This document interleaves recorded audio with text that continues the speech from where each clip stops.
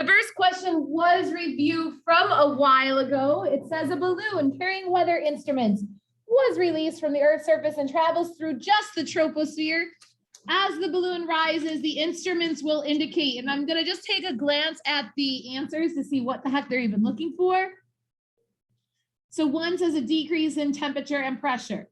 2, an increase in both temperature and pressure. 3, an increase in temperature and a decrease in air pressure and a decrease in temperature and an increase in pressure. So clearly, we want to know what's going to happen to the temperature and the pressure in the troposphere. Why does the word troposphere sound familiar? Okay, we are in it right now, but what I was getting at is if you remember, we did the layers of the atmosphere here on page 14 of your reference table. So everybody grab your reference table, open it up to 14. Everybody. So the troposphere is this layer closest to Earth, like Kaizen said, from the ground up a little ways, we are in the troposphere. So we are currently in the troposphere right now. And again, I just want to know temperature and pressure. So both those graphs are right here. So imagine yourself standing on the ground and going up in a hot air balloon. What happens to the temperature as you go up from the ground and you travel in a balloon to here? Let's go up or down, the temperature. It's going down. So ask yourself, what is the temperature on the ground? So to read the temperature on the ground, temperature is listed here on the x-axis. This is the ground right here. Right here is the temperature on the ground. It's 15 on the ground. And then the balloon goes up, up, up, up to here. What is the temperature there? Read down, -55. So it goes from 15 to -55. The temperature is clearly going down. Again, we talked about this yesterday a little bit too. For temperature, remember, when you go up a mountain, what happens to the temperature at the top of the mountain? Is it warmer or colder than the bottom of the mountain?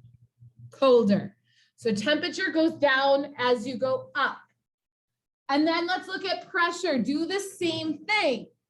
What is the pressure at the ground right here? This is the ground. Again, this flat line here is the ground. It lines up with 0 miles above sea level. What is the pressure right here? Trent, what is the pressure right here? 1. You read it down. On the ground, the pressure is 1. And then when you go up here, well, it's less than 1. It's between 0 and 1. So what does the pressure do? I didn't hear you. Decrease. Okay, so if it starts at 1 and goes to 0, that's a decrease. So to answer this question, they both decrease. So a decrease in both air temperature and air pressure. Number 9 and 10 just ask you to convert back and forth between millibars and inches of mercury. So that was right here on page 13 of the reference table. The first one says we have air pressure of 1,023. 1,023, of course, is not labeled. That would make our lives too easy. But where is 1,023? Yeah, that works. 3 up from 1,020. And remember, I did ask you to label this the other day. Goes up by 1. So here's 1,020, 1,021, 1,022, 1,023, and we just read over. And we're 1 line above 30.20. What does this side go up by? 0.01. So 1 line above 30.20, 30.21, which is answer 4. Now it asks you to go the other way. It says we have an air pressure of 30.15.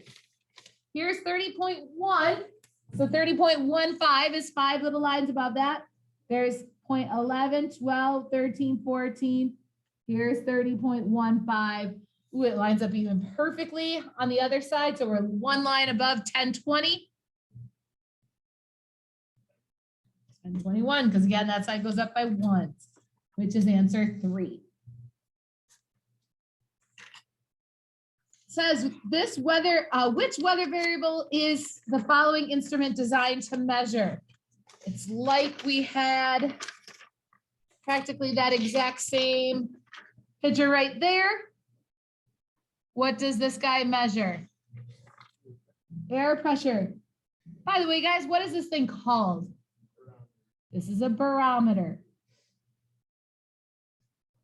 For the record, every year on the Regents, I have seen a question, not necessarily this exact one, but they might show a picture of a barometer, or they might show a picture of a thermometer, or the instrument we're going to learn about today, this guy right here. And you have to tell me what this guy measures, which we're going to talk about later today.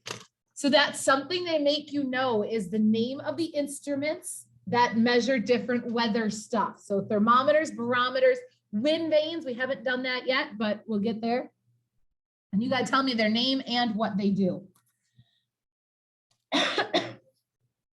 Question 12, we have, this one required a little bit of thinking, but we've done it. So it says a barometer indicates the pressure of 30 inches of mercury at sea level. At 3.5 miles above sea level, it indicated that the pressure of 15 inches. What is the best conclusion you can draw from these data? So first of all, does that have anything to do with humidity? First of all, have we learned anything about humidity? No, we didn't learn about humidity yet. Is that talking about temperature and pressure? Does it say anything about temperature in that? No. So then we got to decide, is it 3 or 4? Of the total mass of air, 99% of it is within the first 3.5 miles of sea level, or of the total mass of air, about 50% is less than 3.5 miles above sea level. Let's draw a picture. Here's the ground. Here's you. So you're at sea level. So there's a pressure of 30 inches of mercury when you're at sea level. So it's like the air here is weighing down on you and giving you a pressure of 30 inches of mercury. Then it says you fly. Well, it doesn't say you fly, but it says you go up 3.5 miles. So now you're here. Now it says there's 15 inches of mercury on top of you.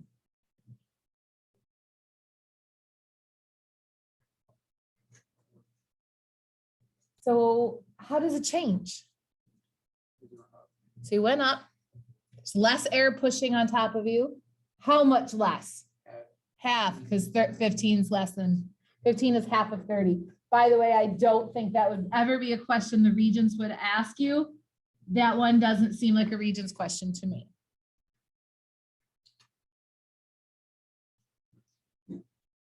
"13, again, it's not a direct question. You got to stop and think. I'm going to show you how I would answer this one. At sea level, as temperature of the atmosphere decreases, by the way, when temperature decreases, we don't walk around and say, hey guys, the temperature is decreasing. What do we say in real life? It's getting colder. So it's getting colder. We have cold air. We want to know what's going to happen to the pressure. So I stop and think, we got cold air hanging around. What does cold air do? Okay, it does make it cold out, but what does cold air do? Where does it go? Down. Because remember, guys, warm air rises. So what's cold air do? Goes down. Okay, yeah, hang on. You got it. Cold air goes down. So if anything's going down, what's going to happen with the pressure it's putting on your arm? Okay, there's more pressure. If something's pushing down, we've got more pressure on our arm.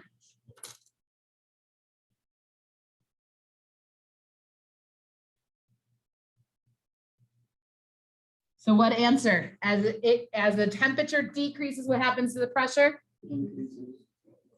Increases, answer 2. Now question 14 goes right along with that same concept by us. So let's read it. Which graph represents the relationship between temperature and air's density? So let's actually talk about this. Why does cold air go down?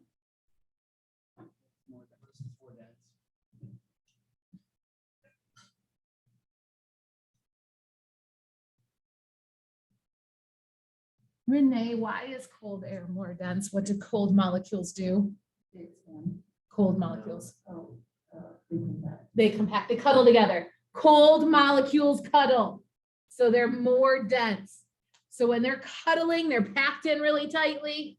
Because they're cold, they're cuddling, and then more dense things sink. So which graph is telling us cold air is more dense? Everybody stop and think.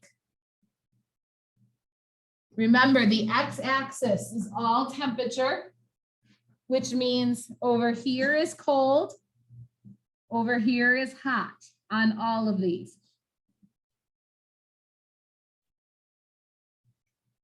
I'm struggling with writing the words cold and hot. Cold and hot. Which one of these is telling us cold air is more dense? Which one? 4. 3. So let's do the same things. It's 3 or 4. So density low, density high. Density low, density high. Cold air is more dense. Which one is telling us cold air is more dense? 3. 3. That's what I had. Why you said 4? I don't know. We did not do 15, but I think we can work through it.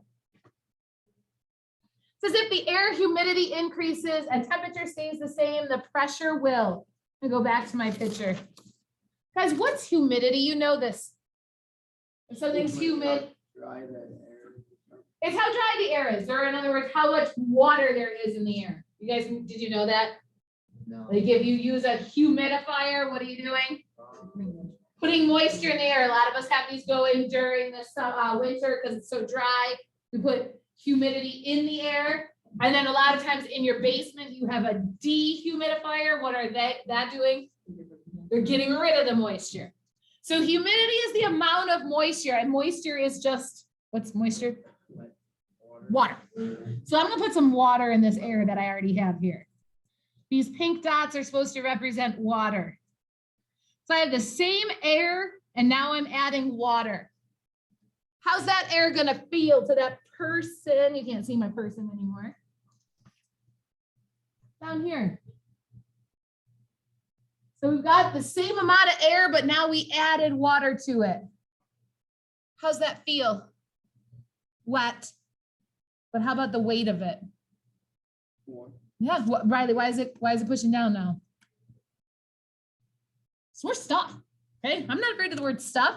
We already had the same amount of air, but we added more stuff. We added water to it. So if you're basically adding weight. And when you add weight to something, it's going to push down again, isn't it? So when you add humidity, the pressure is going to increase.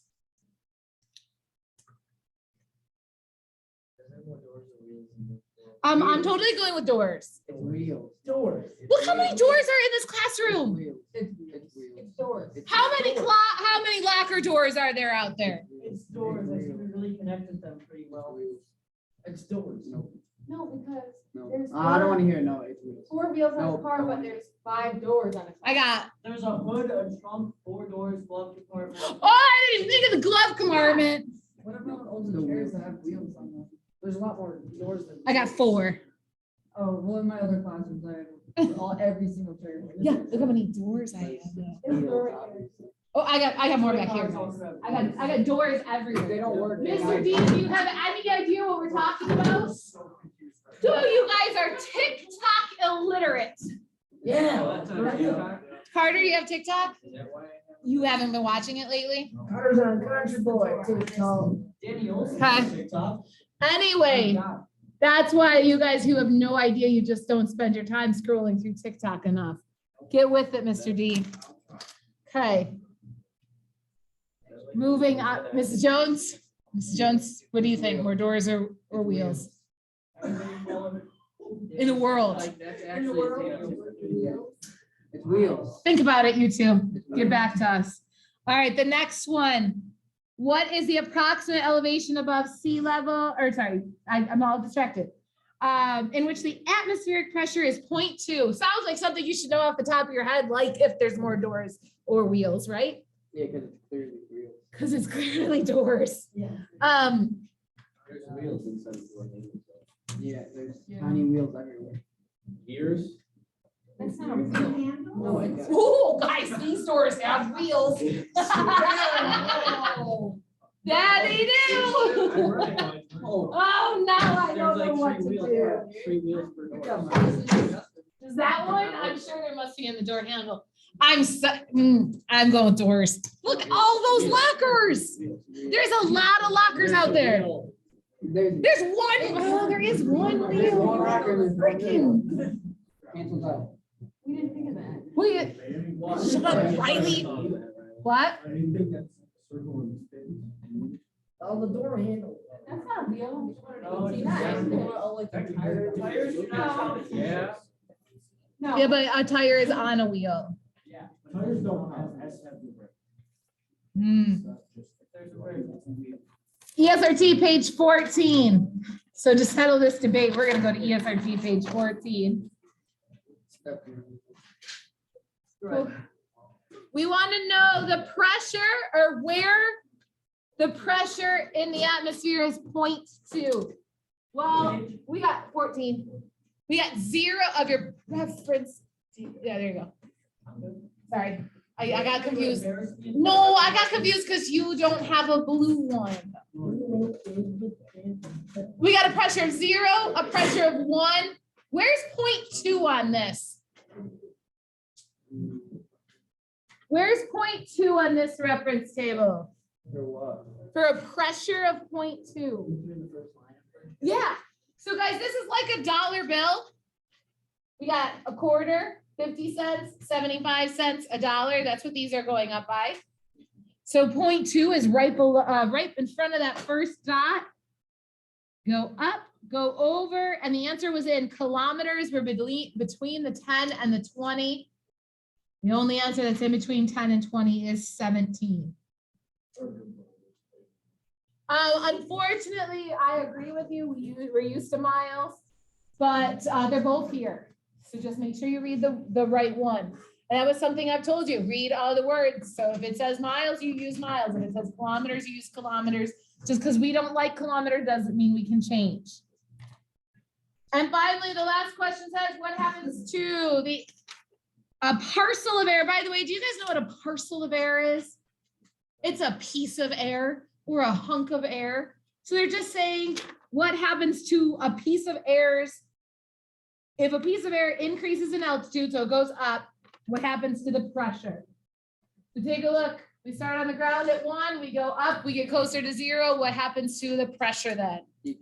Decreases. Good? Better? All right. To help you guys in lab, we're going to keep skipping wind for now. We already did page 29. We already did page 31. We're going to switch ahead to page 33.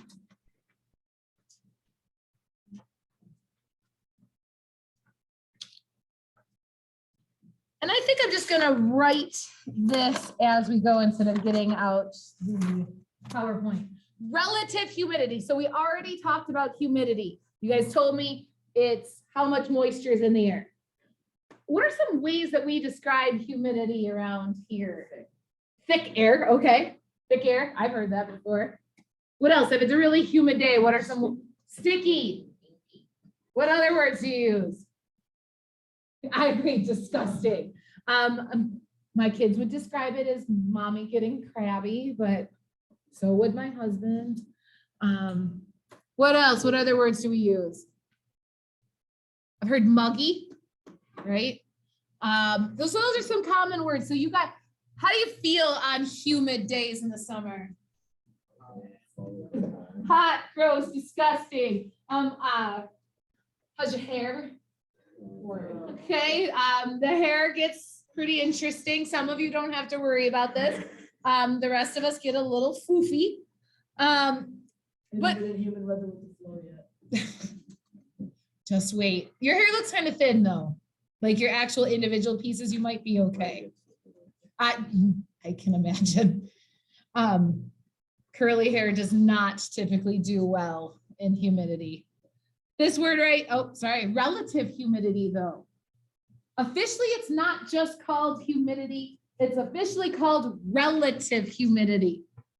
What's relative humidity? Now, hint, we've been doing relative dating, relative time, relative age. What did those do? When I said, what's my age relative to you, or how old am I relative to you? Older. So relative humidity, what's the relative part mean? When we do relative Older anything, humidity. not older humidity, dork. I know, sorry, I'm such a You bully. dork. Kind of. What, so relative, anytime we start talking about relative age or relative date or relative anything, what were we doing to those ages or dates? Comparing. So relative humidity is also a form of comparing. And here's what it is. It's a ratio.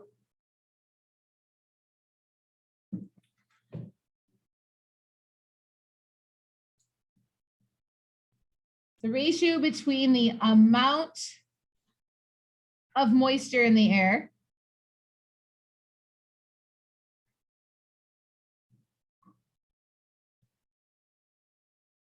and we're compared to, so comparing it to how much moisture the air could hold. So it's a ratio between the amount of moisture in the air compared to the moisture the air could hold.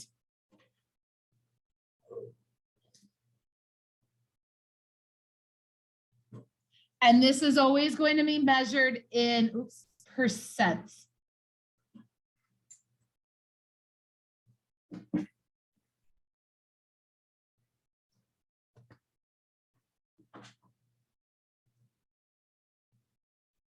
Measured in percent, just like I do your grades. I just want to make sure you understand where your grades come from. When I do your grades, have we ever had a test that's 100 questions long? No, so then how do I get 100 points for your grade? Yeah, but how do I figure out how many points questions are worth? Do you know, Riley? How many you get correct? This last test had 27 questions. If you got 100, you got 27. You don't have to write this. Okay. So if you get 27 out of 27, how does that equal 100? You got everyone right. Because you got all of them right. So the math officially is 27 divided by 27, which is 1. And then to get your grade of 100, I multiply that by 100, it gives me 100%. Let's say you missed 4 questions. You don't have to write this, but if you miss 4 questions, how do I figure out your grade? 23 out of 27. Okay, so 4 wrong means you got 23 right out of 27. And then if I multiply that by 100, you get an 85. The same is true, the same calculations for relative humidity. It's how much the air is holding compared to how much it could hold. That's how we figure out relative humidity. So it's not just saying there's 8 gallons of air or water in the air. It's saying how much water there is compared to how much there could be. So let's think this through. This next bullet says, when the air is holding as much water vapor as it can. Let's think of a sponge. If a sponge is holding as much water as it possibly can, how full is it? How full? It's 100%. Does anybody know what it's called when a sponge is completely soaking with water? an S. Soaked would work. A little more scientific, it's called saturated, which I think you guys knew, right? If a sponge is saturated, do you know what it means if a sponge is saturated? It's all full. So if the air is holding as much water vapor as it can, the air is saturated.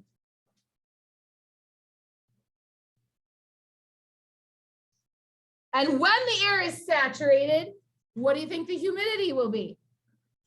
Give me a number. No, if it's full, 100%. So if the air is full, it's 100% humidity.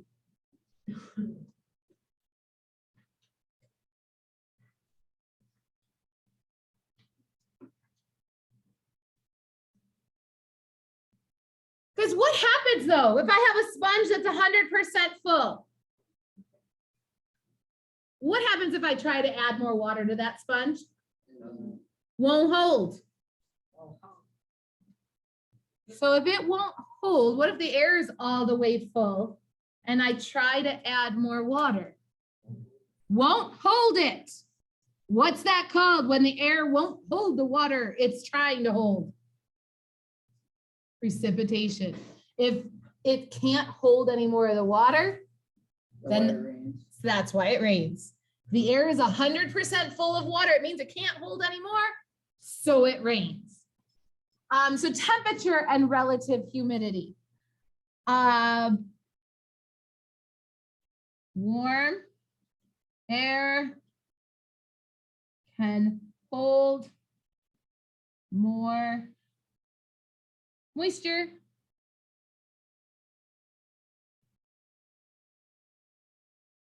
than cold air.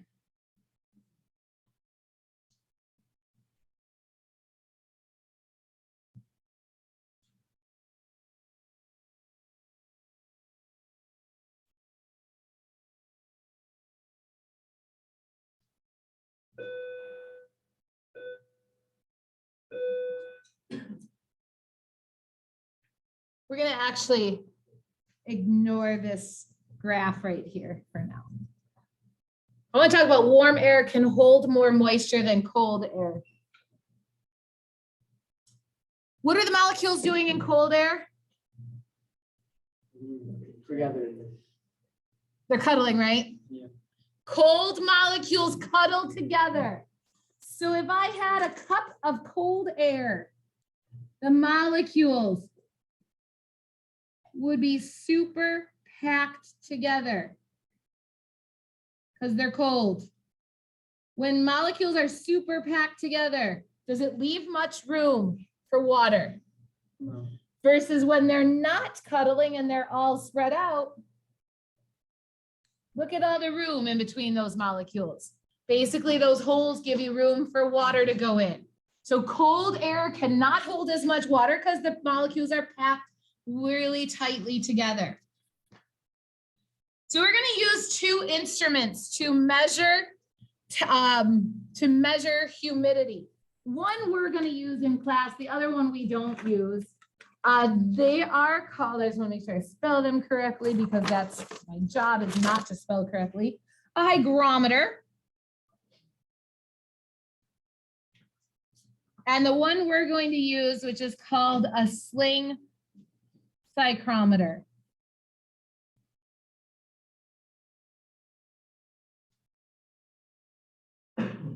Sling psychrometer.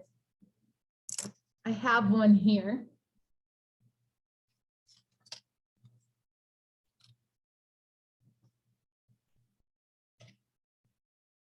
Sling psychrometer.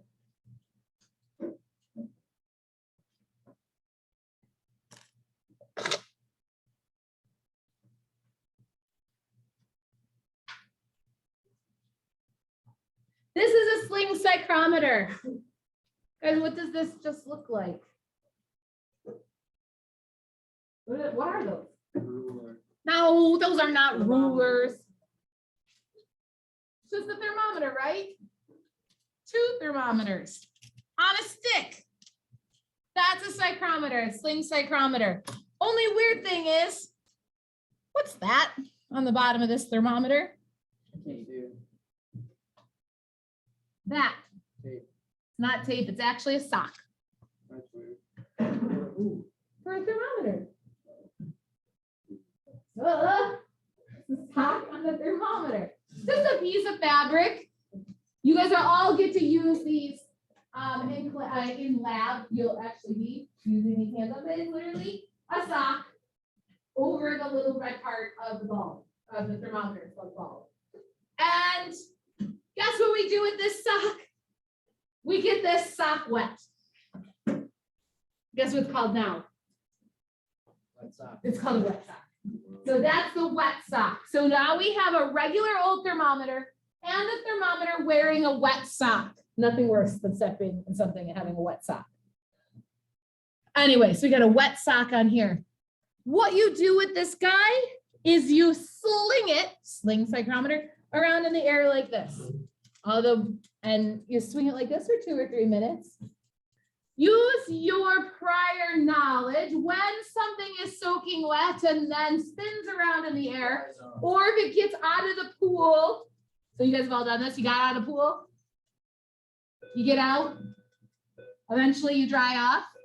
But in the meantime, what does it feel like? Or here's another example, sweat. You sweat on your body. Why does your body sweat? Because you're hot, and sweating is your body's way of cooling you off. But did you ever wonder why or how sweating cools you off? You know this. Most of you know you sweat because it's your body's way of trying to cool you down. That you have learned in your health classes. But did they ever tell you how sweating cools you off? Same way. What happens to your sweat? Where does it go? Down. Okay, it does drip down your body. You're right. But you don't just stay sweaty. I mean, you do sometimes, but it dries off. When you get out of the pool, eventually what happens to you? You dry off. What's eventually going to happen in this water here? On my wet sock. It's going to dry off. Now, by the way, when water, sweat, or anything dries off, where's it go? It evaporates. When water evaporates, it cools whatever, it removes energy from whatever's drying off, and the object cools down. Right now, if I measure the temperature here, it is 17 degrees Celsius on my wet one and 21 degrees on the normal one. The wet sock has cooled off because it's evaporated. How about on a hot, humid day? Guys, remember sweating on a hot, humid day? It's been a few months, but can you imagine that? Sweating on a hot, humid day. Do you cool off? No, because what isn't happening on a hot, humid day to your sweat? It's not evaporating. Why can your sweat not evaporate on a hot, humid day? Because there's already too much water in the air and it can't evaporate. Nice job, guys. So these sling psychrometers are going to be how we actually get that number, a percent of how much water is in the air. And so what we're going to do is practice with these guys. So we'll come back to dew point temperature, but I just want to show you how this works. So we're going to have 2 definitions here on the next page, dry bulb and wet bulb. The dry bulb, oh, I can't spell.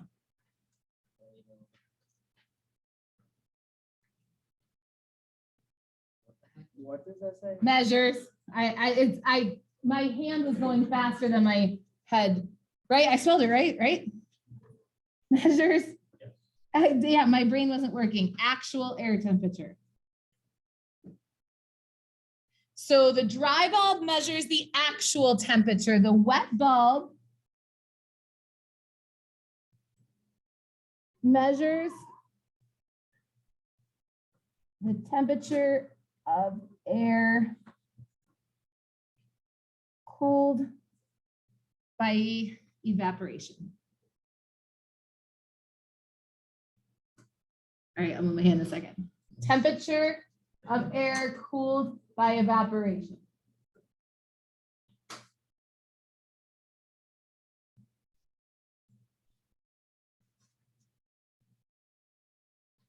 Once you have a dry bulb temperature and a wet bulb temperature, we can use the charts on ESRT page 12.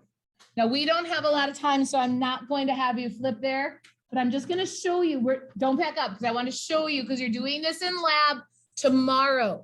So if you have lab before this class tomorrow, if you're with me, I'll make sure it's good. Those of you with Mrs. Saley, I'm going to come in and teach it. With Mr. Mika, just make sure he knows that we haven't quite done this yet. I'll make sure he knows. He'll make, and just ask for a little bit of help. We have these charts on this reference table. Do you guys remember using multiplication charts back when you were a little kid? Oh my gosh. Well, okay.